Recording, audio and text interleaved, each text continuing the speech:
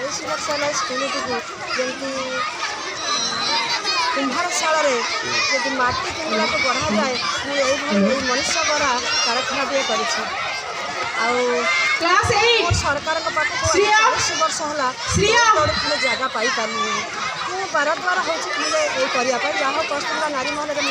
मुझे चार्ज पिलाकर जदि पिटीर किसी न हुए किसी न हुए पिलाकर माइंड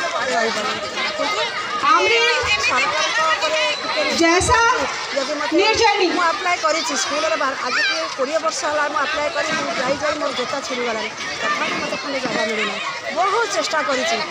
गोटे लेडी ना मो आगे ना मो पछे कहीं ना आज 500 स्टूडेंट ए स्कूल पाठ पढ़ुं ओनली गरीब क्लास श्रेणी पिला किंतु समस्त चाहते इंग्लीश मीडियम पढ़ाई किंतु से अन्य स्कूल बड़ बड़ हाई फाई स्कूल लक्ष लक्ष टका आडमिशन किंतु ये स्कूल आडमिशन एत ना दीर्घ 5,000 रू 10,000 भितर थी अधिका ना 800 200 एमती स्कूल फीस नौ 25 स्टूडेंट गरीब पिला पाठ पढ़ाई।